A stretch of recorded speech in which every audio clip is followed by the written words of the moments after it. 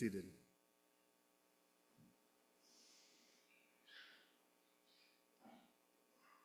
Most 21st century Americans, I would venture, have an ambivalent, if not downright conflictual relationship with the concept of obedience. Simply put, obedience is inextricably linked in so many of our minds to notions of subordination and even to subjugation. Obedience is also clearly related to rules and to rule following. And in contemporary American culture, we tend to celebrate rule breaking, except the criminal kind, much more than rule following. Take the notion of creative disruption, popularized in recent years in the realm of business and entrepreneurship.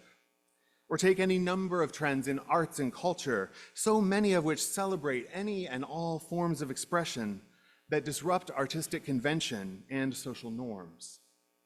From the realm of technology to the realm of theology, rule following has become boring and passé, while innovation, sometimes verging on anarchy, gets the most public validation and glory. It wasn't always this way, of course. Even in my dwindlingly recent Midwestern childhood, adults still prized rule-abiding, polite, well-mannered children. Kids who were too creative or too undisciplined were considered problem children, whose behavior called into question the quality and efficacy of the parenting that was on offer in their homes.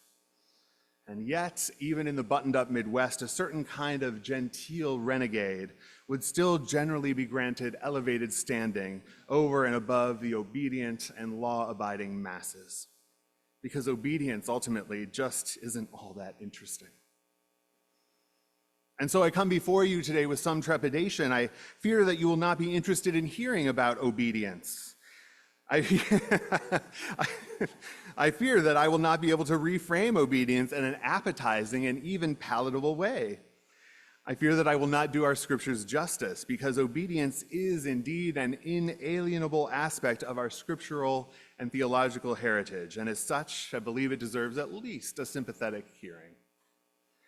This morning in our reading from the book of Deuteronomy, we overhear God speaking through Moses as Moses makes a proclamation to the Israelites about the necessity of obedience.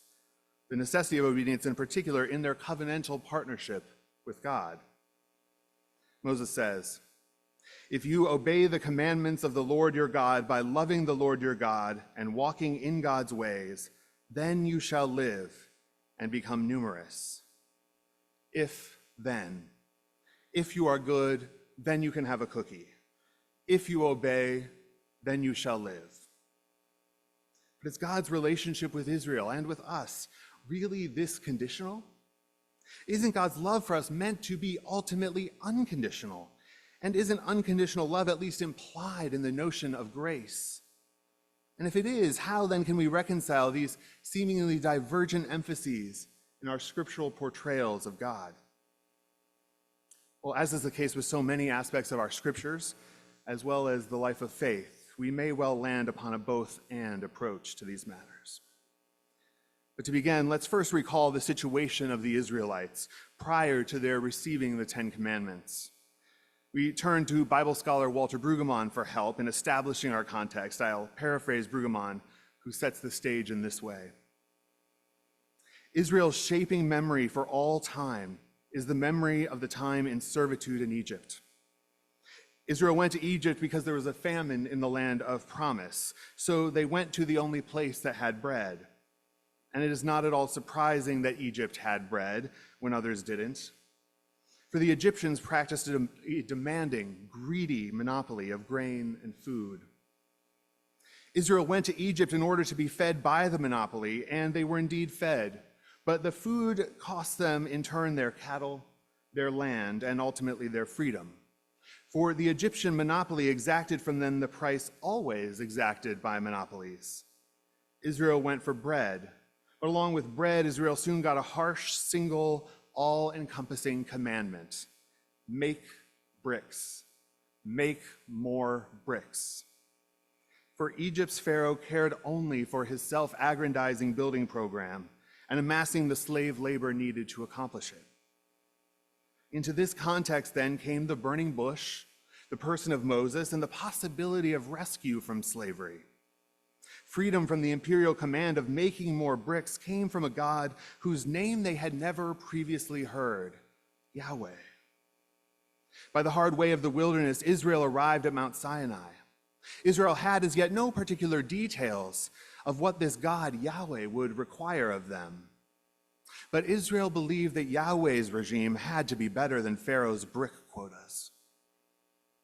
Even before issuing the 10 Commandments, then, Yahweh tells Moses to speak to the Israelites, saying, "Now, therefore, if you obey my voice and keep my covenant, you shall be my treasured possession out of all the peoples.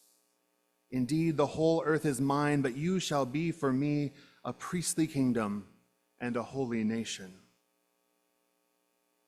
When Yahweh's statement is reported by Moses to Israel, the people respond, "Everything that the Lord has spoken, we will do."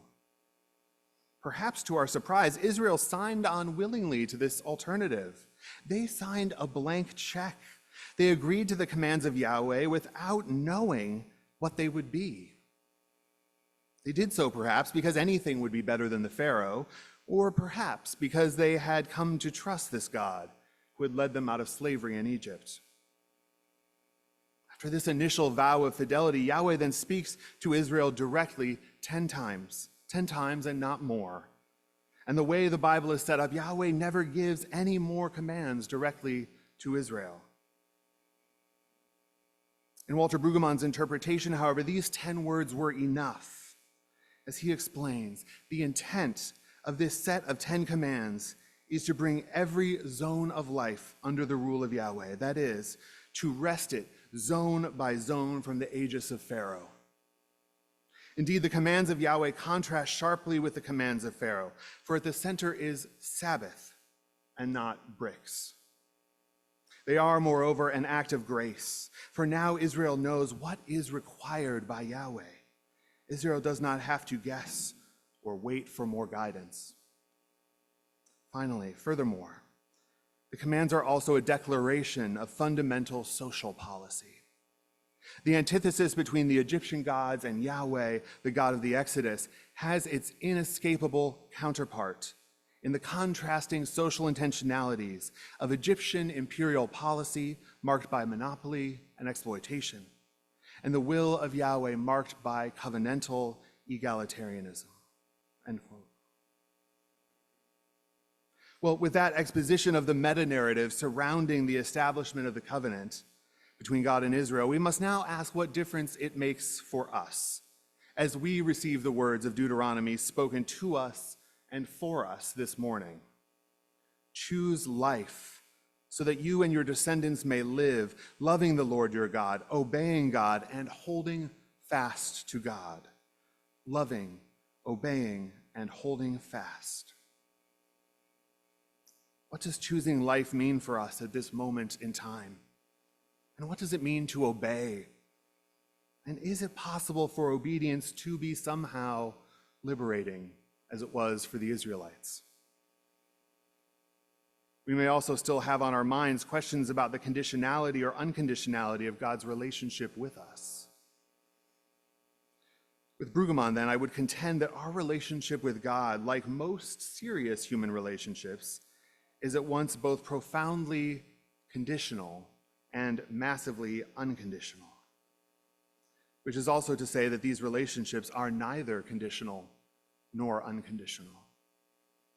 Brueggemann contends that if we seek to make conditionality or unconditionality final or ultimate in characterizing such a relationship, we thereby destroy the inscrutability that belongs to and defines that relationship. And it is this very inscrutability, Brueggemann contends, that makes such a relationship endlessly open, alive, giving and demanding, and also at risk. This kind of relationship is compelling to us then because something is always inherently at stake. And this at-stakeness compels our fidelity. God does not seek so-called blind obedience from us. But God has established the kind of relationship with us in which something of significance is at stake. And as such, we are invited into a serious, supple, imaginative, inventive, holding fast to this relationship. Because in this relationship, we find life. In this relationship, we can be freed from enslavement. Because of this gift of life, we accept God's invitation in the words of Deuteronomy to love, to obey, and to hold fast to God. Indeed, we consent to respect the parameters for life that God has set before us, not only to maintain our relationship with God, but also for the sake of the new community into which God is forming us. For indeed, more of God's commands are about how we should treat one another than about how we should treat God. So we obey because the one who is neither selfish nor self-serving must certainly know more about how to establish right relationship than we mortals who are so often both selfish and self-serving. As Brueggemann puts it, these commands are not primarily social restraints or modes of social control, but are about possibilities for life, possibilities that emerge from coming down where we ought to be in right relationship with God and with one another. And isn't that just it? In the words of the great Shaker hymn, "'Tis a gift to be simple, 'tis a gift to be free, 'tis a gift to come down where we ought to be. And when we find ourselves in the place just right, 'twill be in the valley of love and delight." May it be so.